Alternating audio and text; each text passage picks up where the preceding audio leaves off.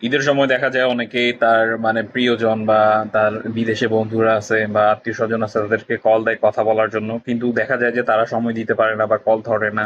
এর মানে এটা না যে তারা নিজেকে মানে অনেক মানে অন্যরকম ভাবে বা দেখা যাচ্ছে যে ইগো দেখাচ্ছে, এরকম না।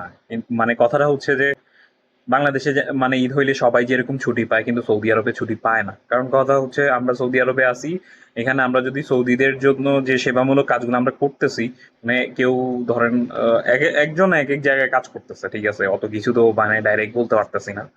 তো সবাই ব্যস্ত থাকে, কারণ কথা হচ্ছে ঈদের দিন যদি আমরা ছুটি কাটাই তাহলে সৌদিরা কিভাবে ছুটি কাটাবে? সো সেই ক্ষেত্রে দেখা যাচ্ছে আমরা ছুটি পাচ্ছি না। অনেকেই ভাববে যে সে বিদেশে আছে, দাম দেখাইতেছে, কয়টা টাকা কামাইছে বা বিদেশে গেছে কি হয়েছে, না আসলে এই জিনিসগুলো এরকম না। সবাই ব্যস্ত থাকে, যে পরিমাণে ব্যস্ত থাকে আসলে এগুলো বলেও বোঝানো যাবে না। সো আসলে মানে আমাদেরকে নিয়ে খারাপ কিছু ভাবার কোনো কিছুই নাই। সবাই আসলে ব্যস্ত থাকি, সো সেই কারণে হয়তো বা সবার সাথে কথা বলার সুযোগ হয় না। যেমন পার্সোনালি যদি আমার ক্ষেত্রে বলি, আমাকে অনেকেই কল দিছে, কিন্তু তারা যেই টাইমে কল দিছে আমি ওই টাইমে রুমে ছিলাম।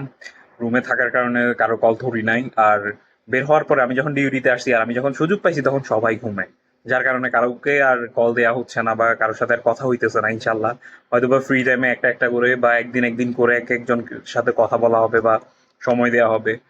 তো খারাপ কিছু ভাবার দরকার নাই, বা আমরা যে ইগো দেখাইতেছি পার্টে উঠে গেছি 2টা টাকা ইনকাম করে, এরকম কিছুই না।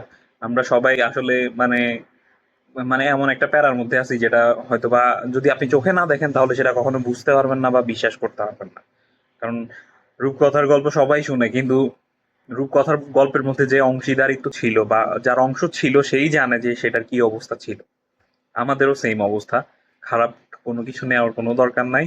সবাইকে ঈদ মোবারক। ঈদের আনন্দ ভালোভাবে কাটান আর দোয়া করেন আমাদের জন্য।